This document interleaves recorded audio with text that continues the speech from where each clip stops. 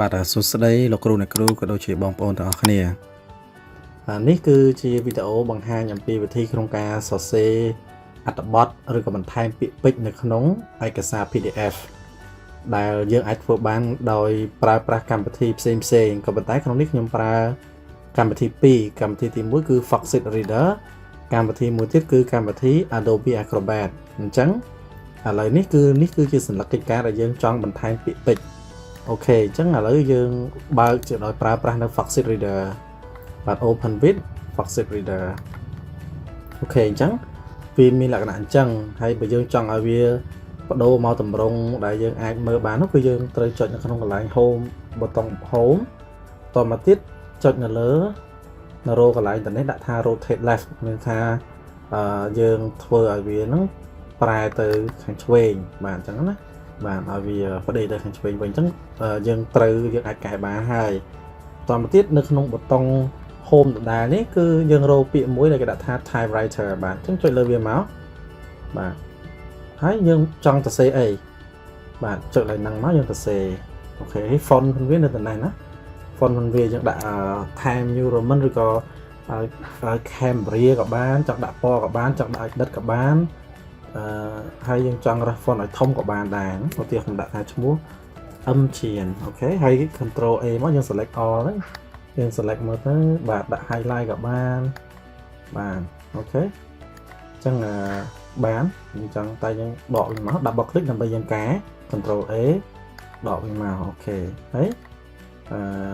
យើងអាចចុចកន្លែង Home ហើយចុចកន្លែងដៃមកដើម្បីយើងលេងវាហើយយើងឃើញថាវាអត់ត្រូវកន្លែងយើងចង់បានទេអញ្ចឹងអ្វីដែលយើងធ្វើគឺយើងនេះចុចនៅលើវាមកហើយទាញវាមកសេរីមកហើយបើយើងចង់សេរី font double click មកបាទ select all ហើយសេរី font តែដាក់20ក៏ដាក់ទៅបាទទៅតាមចំណង់ចំណូលចិត្តរបស់យើងអញ្ចឹងណាបាទហើយសេរីយ៉ាងមកអូខេហើយយើងធ្វើអញ្ចឹងដូចគ្នានៅកន្លែងផ្សេងទៀតនេះគឺកម្មវិធីដែលយើងប្រើជាមួយនឹង Foxit Reader ឥឡូវនេះគឺខ្ញុំអត់ save ទេបាទអូខេអញ្ចឹងបន្តទៀតយើងប្រើប្រាស់នៅក្នុង Adobe Acrobat DC ម្ដង mouse ស្ដាំហើយយក Open with Adobe Acrobat DC បាទអញ្ចឹងកម្មវិធីនេះវាមានលក្ខណៈពិសេសច្រើនដែលវាខុសអំពីកម្មវិធីមុនប៉ុន្តែយើងចុចនៅកន្លែងនេះមកបាទ rotate ហ្នឹងបាទ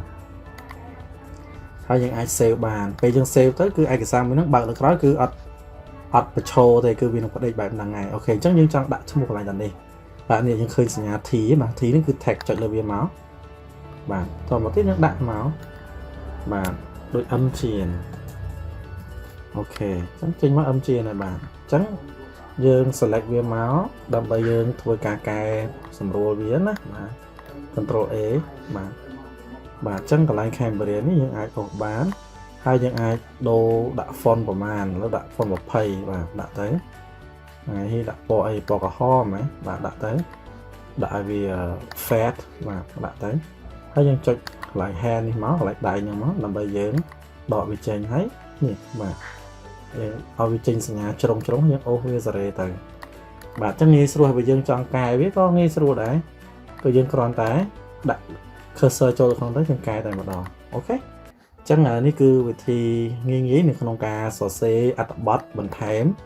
ពាក្យបន្ថែមនៅលើ PDF ដោយមិនចាំបាច់ convert អ្វីទាំងអស់បាទសូមអរគុណសម្រាប់ការតាមដានទស្សនាពីដើមដល់ចប់របស់បងប្អូនទាំងអស់គ្នាជួបគ្នានៅក្នុងវីដេអូក្រោយទៀតបាទ